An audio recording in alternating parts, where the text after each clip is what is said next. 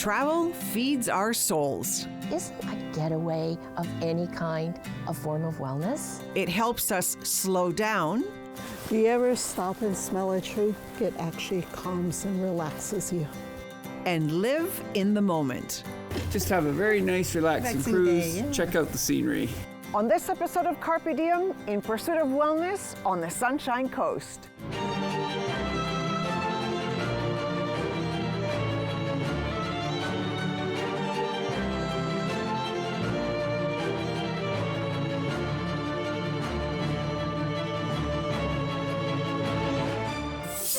Wellness travel has exploded in the aftermath of COVID. According to a 2022 Travel Trends survey, over a fifth of global tourists are traveling for health and wellness-related reasons. We've decided to explore how this burgeoning trend is taking root right here in Canada, on BC's Sunshine Coast. Just a short ferry ride from Vancouver, this laid-back destination has traditionally been known for its natural beauty and outdoor adventures. But today, we're seeing how new experiences are bringing mental, physical, and spiritual wellness to the fore. I decided to hop on a ferry from Vancouver and see what's happening on the coast myself. After landing in Gibsons, we took a short drive up to Sechelt to meet my first guest. Candace Campo is a member of the Sechelt Nation and the founder of Talisay Tours. She's famous for her Talking Trees Nature Walk, an exploration of how Indigenous peoples use the local forest for food, medicine, and wellness for thousands of years. I met up with her at Porpoise Bay Provincial Park at the very tip of the Sechelt Inlet. Hello, Carmen. Hi, it's so nice to see you. So nice to see you. Good afternoon, Carmen. My ancestral name is Hatsametsa. Welcome to Talking Trees. Thank you so much, Candace. I say you have a phenomenal office. This is one of my favorite places in the whole world, and I literally grew up here as a child. So tell me what we are about to embark on. So Talking Trees is how our people utilize the land for food, medicine, technology, and the Sechelt being one of many Salish tribes. We have really lived and thrived here on the West Coast, accessing these beautiful forests from the shoreline up to the mountaintops, where we utilize over 130 plants and trees for food and medicine.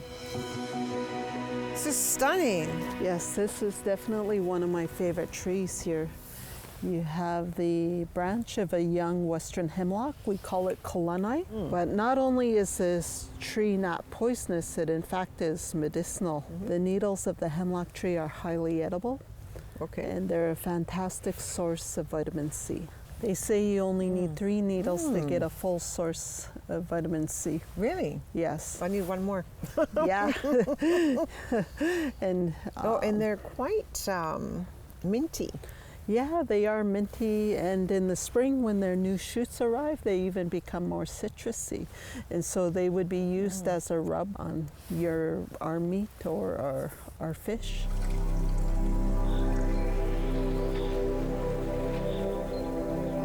See this big, beautiful tree, and it's scaly, dark scaly brown. This is a Sitka spruce.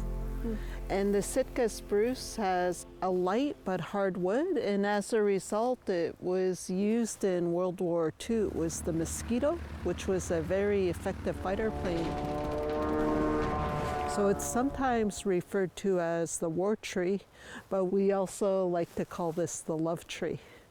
And the reason is the woman would eat the sap to help with their own fertility for having babies. Wow, that's a lot of history, a lot of power in one tree. Yes.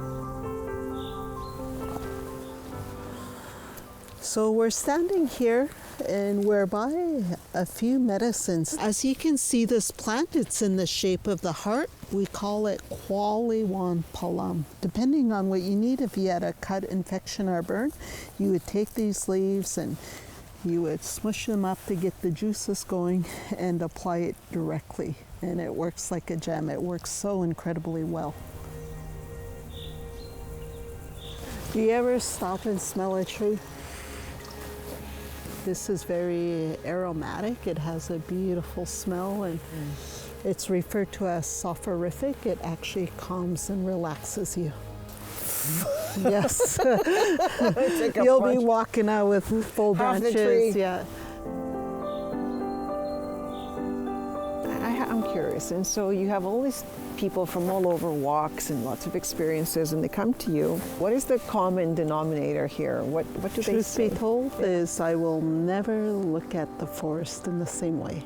And you know, I'm not fishing for hugs, but often it's such a special experience. People hug you, and just to see the appreciation people have is so special. I'm going to be like so many of your other tourists. Yes. Can I give you a hug? You bet. Thank you. Thank you. Thank you.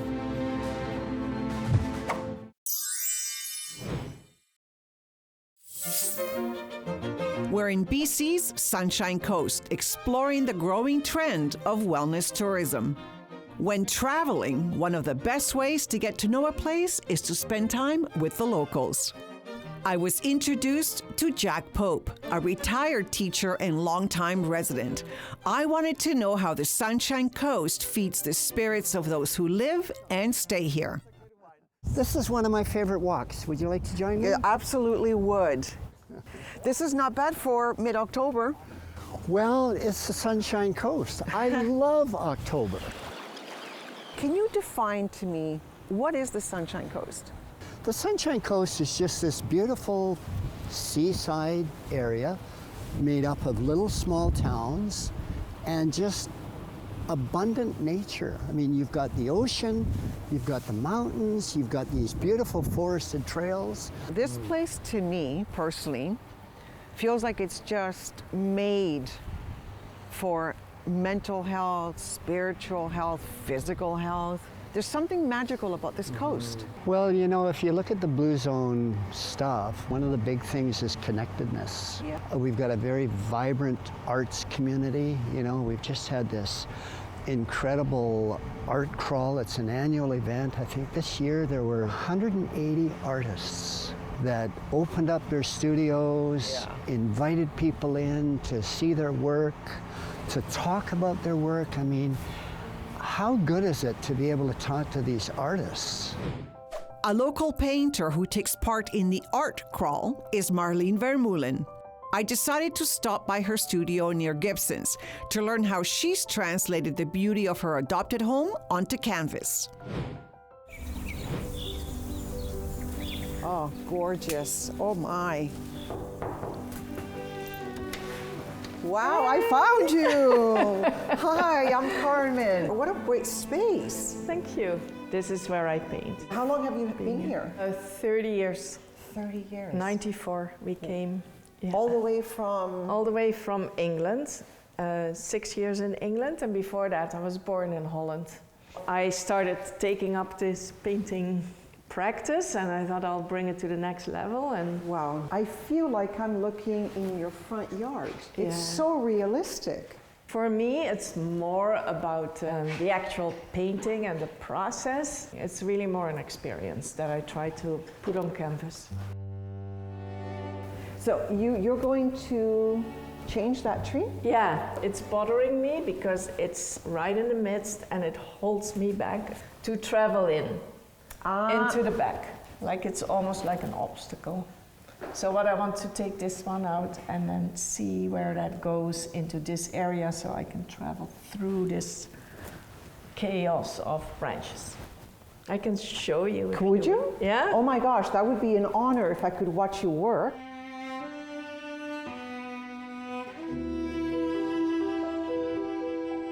I would go back in.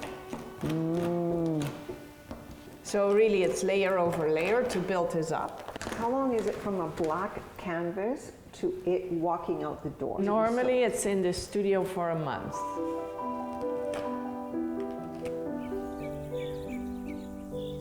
How does this magnificent and everlasting nature inform your art? It informs me by the textures I feel, chaos that's around it. It grounds me to be here. And these trees pockets. are just spectacular. And it's almost like I see that tree in your art. Yeah, I've painted this ravine edge quite a bit. Have you? Yeah. So right from the comfort of your own deck. Right off the comfort of my own deck, yeah. Your art reminds me of Gordon Smith. I'm so inspired by Gordon Smith. I once had the honor to meet him. A friend asked me if I wanted to join him for a visit to get our work critiqued by him. And it changed my life, really. I put my painting back in the truck and were ready to leave, and I suddenly dawned on me, at that time I was 50 and he was 94. He still had shows at the Equinox, he still painted full on. And I thought, wow, that's 44 years, 50, like I was 6 years, like I've got a whole new life that I can explore, that I can jump into, that I can show up for. And that's where I made almost a choice on a visceral level to really go for it. Oftentimes we think as we age that we're nearing the end, but Right? that's a long time. 44 years is a whole life. Whole life, yeah. I remember one time thinking, oh, maybe it's time to try someplace else. And there's a highway that comes right beside the ocean, just over there. And I remember coming around the bend and thinking, why would you want to leave this place? It's just so beautiful. And as we've lived here all this time, we've realized it's not just the beauty, it's a way of life. And I think as we age in place, that's what we want. You know, it's meeting locals that could live anywhere in the world that they wanted to, but choose to live here. That gives those of us inspiration to pursue our own dreams. Absolutely. Life is short, and you know, why not live in a beautiful place that feeds you? And you know, we look at all of the research that talks about factors of longevity, and I think the Sunshine Coast hits all of those markers. When great people live here. Thank you. So thanks for showing me around. All right, my pleasure.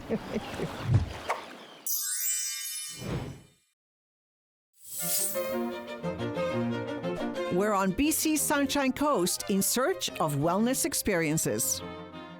Wellness tourism is growing exponentially across the world, and destination spas are a big part of that expansion. Here on the Sunshine Coast, Painted Boat is one of a small handful of resorts that are embracing the trend.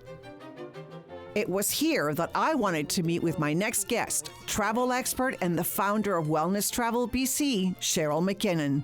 And where better to meet a wellness expert than at a spa? Hi. Cheryl, I like your kind of meeting. Isn't Nice this to see special? you. Oh, mwah, so nice to see you. Mwah. I thought this would be really special because there's no other spa like this on the Sunshine Coast. It's the Painted Boat Resort and Spa. It's attached to a gorgeous resort facility that has villas all facing on the ocean front. And although it's a day facility, people that live here locally or that are visiting other properties can come. But if you're staying here, this is the pièce de résistance. It's just fabulous. Beautiful. Well, let's. Come. I follow you. Okay,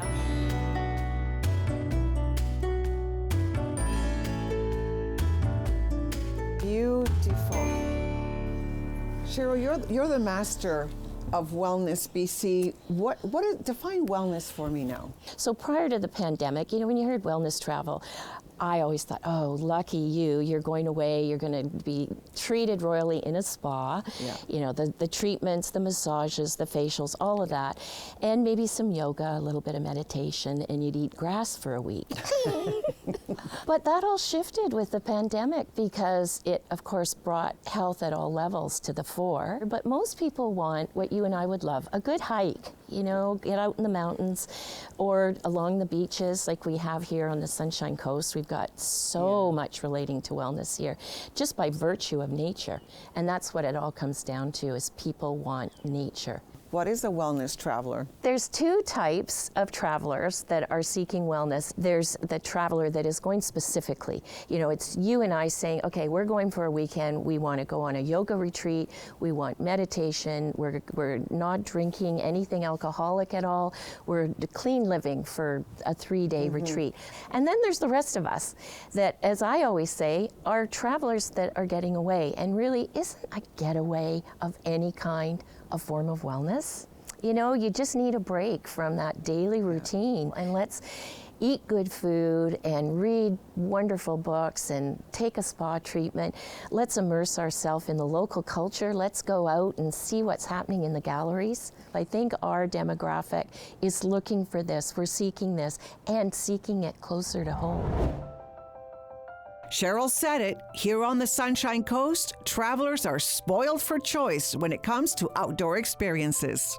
Zoomers are finding serenity in the mountains, the forests, and of course, out on the water. A new trend in outdoor wellness is the concept of blue mind theory. Its proponents believe that being in, around, or near water can trigger a meditative state, slowing down brain activity and promoting relaxation. Dean Atwell traveled to Egmont to find out how the ocean can help us heal our minds and spirits. I've often dreamed of leaving my busy life in the city and moving to somewhere with a quieter pace of life. Right now, though, that's not in the cards. But is the antidote to a stressful urban life just a ferry ride away? I'm heading to the West Coast Wilderness Lodge on the Sunshine Coast to find out. It's early. The sun hasn't officially come up yet. It's about half an hour till sunrise. It's fairly bright though. I am looking forward to getting out onto the water. Just being near it is peaceful. Today I'm going to be hitting the water with Egmont Adventures to explore the natural wonder of the Sunshine Coast. Let's try it on. And find out if the theory of blue mind really holds water. We're on the shores of the Seashell Inlet. So down the inlet, it's the largest rapids in the world. Around the corner is one of the coolest inlets in the world. So within minutes, you're in the fabulous wilderness of BC. We're heading out on a Zodiac, which, for those that don't know, is a 12-seater, twin-prop turbo, open-air boat. We'll be traveling about 30 to 60 knots. Should be interesting. What's our travel time today, Captain? Looking at about 2 hours up there. We'll probably do about a half dozen stops, something like that.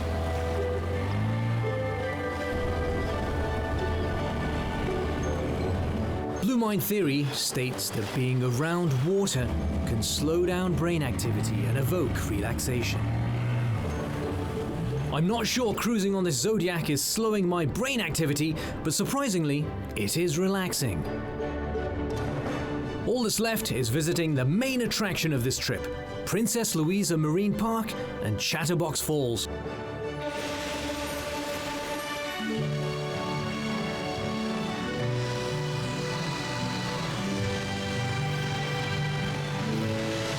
Pristine, wild, and accessible only by boat. It feels like we found an untouched secret.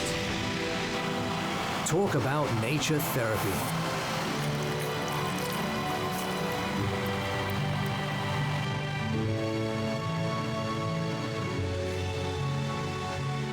Alrighty, we got everybody.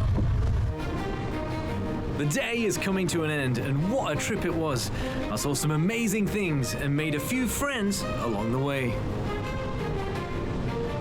I was tasked to test the blue mind theory. I've returned with a new insight. There truly is something to be said about the meditative power of open water. Well, that was something else. Definitely peaceful.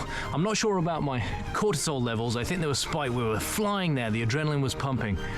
But when that boat was stopped, absolute magic. Dean Atwell in Egmont. Well, that's just about it for the show. But first, a few words from Carpe President Rudy Boutignon. Hi, I'm Rudy, President of the Canadian Association of Retired Persons. Travel.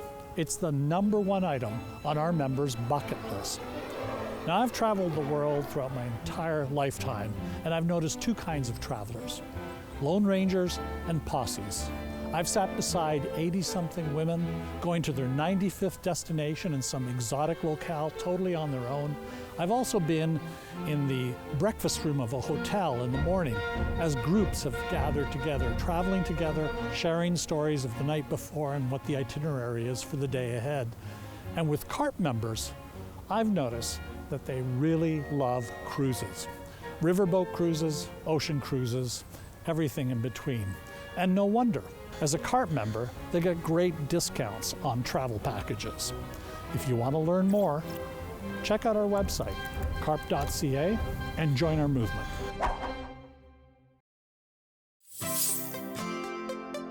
We must never underestimate the value of silence.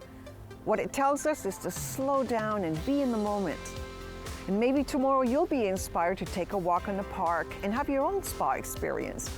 And the best thing about nature is that it's free. And that's the show. Remember, as our Carpe chairman Moses Neimer always says, the best way to keep going is to keep going. So carpe diem and seize your day.